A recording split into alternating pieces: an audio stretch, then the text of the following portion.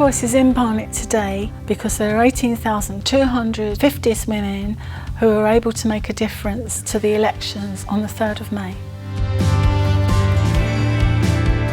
There are so many women that live here and their friends and families who tell us that they will be voting purely for supportive representatives, and we can change the power balance here.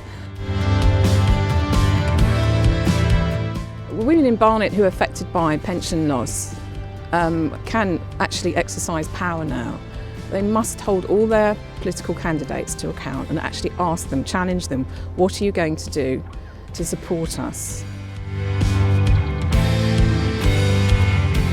This gives a very good opportunity for Back to 60 women to say, yeah, well, why should I give you your vote? You don't care about me, and I'm not going to give you your vote, or I'm going to vote for someone else you don't like if you don't do something about it.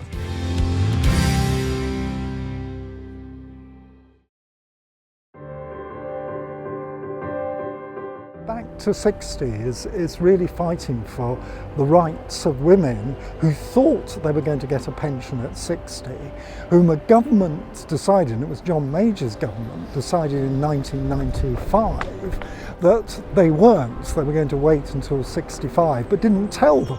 It's a pattern for the state to not be honest on what it has already offered from 20, 30 years ago, and instead be able to change what is offered to the citizens who they work for us, for our society, without giving any notice. And that is what is, for me, it's very disgraceful. I've been interested in the Back to 60 campaign, both as a campaigner because actually it affects me as well. I'm 59 and later this year I'll be collecting a bus pass, but I won't be collecting a pension. And I've never been informed about this. They're pushing it one side, hoping they will go away quietly and just take it on the chin and not make much of a protest. Until you protest, until your voice becomes louder, nobody's going to listen to you. We were not given any warning that our pension age was going to change. 2 years for some of us is not enough to make financial preparations. And Back to 60 are leading the way in this. Back to 60 has been a fantastic campaign and it's raised political consciousness of many women, but also it's become a sort of a national campaign which is on a subject which is actually quite complex and hard to understand unless you're affected. And I think it has, to use the word momentum, behind it, which will actually achieve its goals. So, you know, I'm very optimistic about it. Well, the Back to 60, first of all, they raised it on the agenda. Secondly, they've got a petition that is still going up, 700,000 plus. Thirdly, they've attracted the law, which is great, in Michael Mansfield in saying they've got a case. And fourthly, they are, frankly, an embarrassment and a worry to members of Parliament because they don't really want to know about this. Back to 60 initially met with Silence of Suicide, Michael Mansfield QC and Yvette Greenway, and we held a meeting at Conway Hall in Red Lion Square, London. We invited along people to talk about the impact of the stealth removal of their pensions. On that day, the stories that were conveyed to us were alarmingly concerning. After that, with Silence for Suicide, Yvette Greenway created a survey and invited 50s women to respond. It was so popular that the website crashed, and we were shocked at the force of the response. Around 3/4 of those who responded, and there were over 20,000 respondents, said that they were having suicidal thoughts. And we really did not know what to do with that information. We sent it into Parliament, we put it on social media, but in actual fact it fell on deaf ears because nobody wanted to listen, and we consider it willful neglect. To know that there are thousands of women out there who are just so desperate, you know, some of the messages we receive, I never thought I'd encounter that in my life, coming so close to people who are that desperate when they've done all the right things. This is the thing, they've done all the right things in their lives, And even though they've done the right things, the carpet has been pulled out from under their feet. Due to our disappointment at the reaction to the evidence, we decided to then go to 10 Downing Street and hold a demonstration. We went to 10 Downing Street and we gave them the results of the survey, our 712,000 strong petition, a letter, and we crowdfunded, and we had a report made by David Henk, and it dispelled the myths of the longevity, equality, the fact that the National Insurance Fund is in credit and they would be able to provide us with our monies overnight if they wish to, because the credit, it's in the black basically.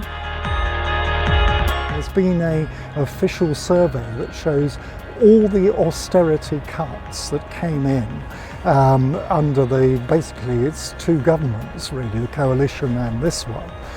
86% fall on women and 14% on men. So basically the government has decided that women will pay for austerity, and the biggest group of that are the over 50s, who are basically being left with no pension, difficulty getting a job, and I really thought this is a really important cause to take up.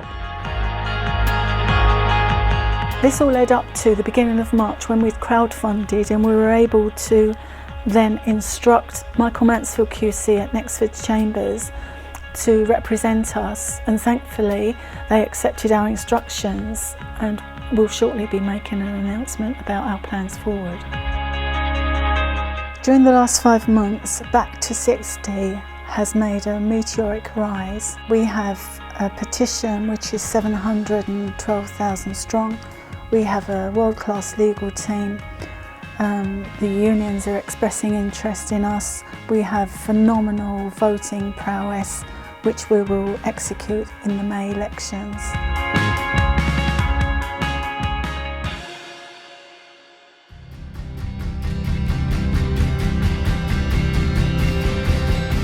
Barney's is a very good place to look at the effect of this issue on women and on the political scene. Obviously we've got local elections in London coming up on May the 3rd, and we've got 3 newly marginal constituencies, Conservative held. We've also got a Conservative council that is sort of teetering on the brink for first time for a very long time of losing control of the council. And in Barnet I think we've got 18,200 women affected by the Back to 60 issues. One Voice is here today because we want to show people how powerful they are. We're in Barnet today because actually this is a bellwether constituency for Back to 60s women. We're local residents, and we believe that the pension legislation that was passed through Parliament without consultation with women was very unjust. Women, 1950s women who are affected by the loss of pension may feel that they are, impotent, that they have no power, that they're marginalised. Basically, because we've got 712,000 supporters on our e-petition, we are feared by many because of the power that we bring to elections. But in fact, women are not marginal. They are absolutely central to society and to every community, and they are the ones that bring up the children, that work, that look after older parents. So if they are now, facing this injustice of losing pension, it's time for them to exercise that anger in a positive way, in a political way, and channel it into how they vote, and to let local politicians know that they're not going to be marginalised anymore. I fully back the Back to 60s campaign, and I would like our local councillors and MPs to back the campaign now and actually give them back their dues and make the changes that need to be made. I'd also like the government to listen to this. I think in the forthcoming elections women can definitely make a difference. There are 3.5 million of us, and our vote can go for whoever is going to help us.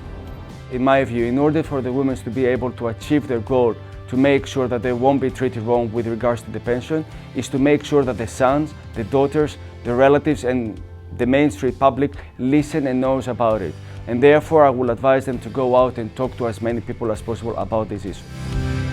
Now, this is a wonderful opportunity for the Back to 60s movement to go when their councillor calls to say, oh well, please vote for me because we must maintain a Conservative council, please vote for me because we want Labour in here. For them to turn around and say, well, why should I vote for you at all? You as a politician taken away my pension, you've ruined my life for the last 6 years, and I'm not going to vote for you unless you agree to do something about it. And they say, well, I'm a councillor, I can't. They say, yes you can, you're a member of the Conservative, Labour or Lib Dem. You can go to your party and say we've got to do something about this or we're going to lose our votes. And this gives them a really powerful position. It may be about local issues, but Barnet really is absolutely the key seat in the whole country. The council is, say, hanging on. It had a majority of one. It then had 3 defections from the Conservatives, so it lost its majority, and it's going into the election very desperate. Every politician will be after every vote they can have, so they have a really good chance here of getting their case over.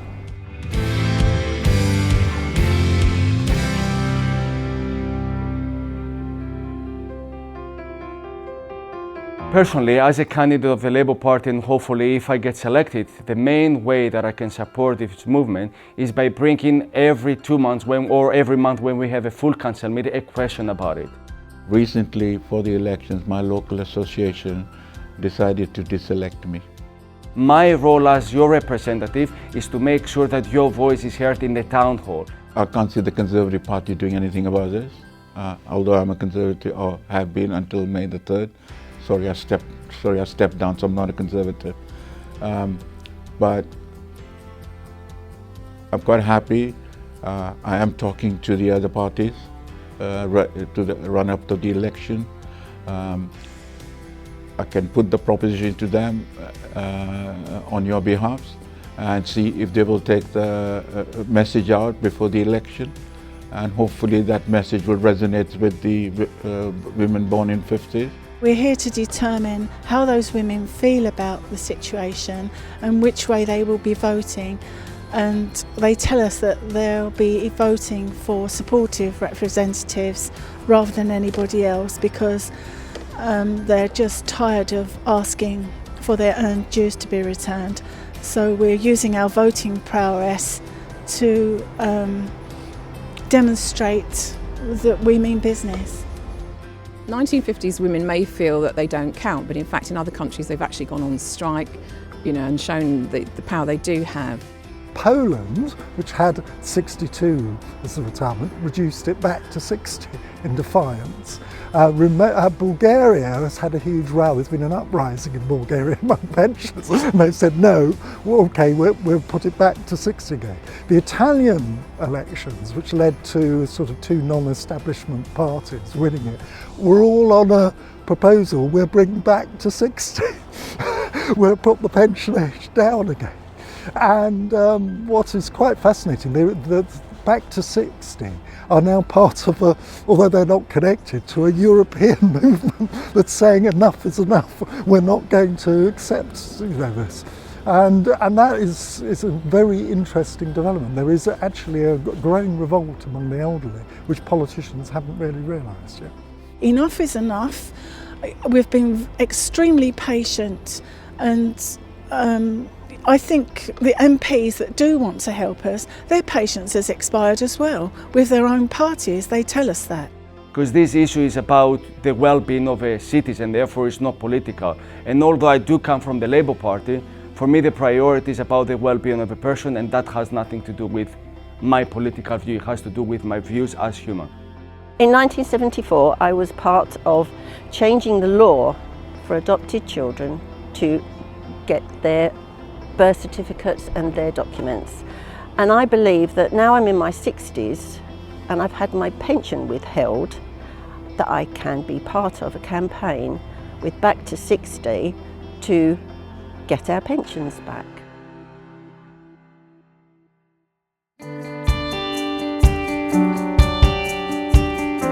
So One Voice is suggesting to voters,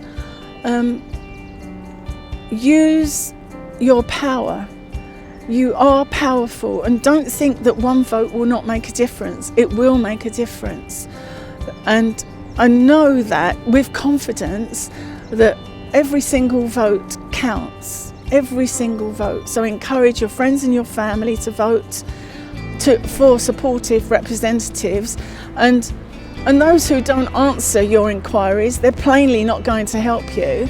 So use that as a process of elimination and vote for the people who will support, do something about it and report back to you what they're actually going to do, when they're going to do it, and that they'll stand by us when the time comes. All they can do locally is to get their voices heard. We may be ladies in our 60s, but we do have some power when it comes to voting. If every local women in all the local authorities elsewhere does the same, the voices then become louder and louder, and hopefully the message will get through to the people who haven't been listening so far. We've had the vote for 100 years. We're not going to waste it. All of us need to make sure that on 3rd of May we vote, because it's the only way to make sure that our voice is heard. We know that many people, they feel that the politics are all the same, but it's our duty to prove them wrong. It's our duty with our vote, with our friends' vote, with our relatives' vote, to make sure that the right people are there for us in order to ensure that no more pension cut, no more dishonesty from national politics. This is a great opportunity for 50s women to set the agenda, keep the issue raising, and actually have an impact on the next general election. So on May the 3rd, if you're a woman affected by pension loss, don't just sit at home feeling angry and powerless. Make sure before May the 3rd you actually ask your elected or your council candidates what they are going to do, what their attitudes towards this issue are, and go and vote accordingly.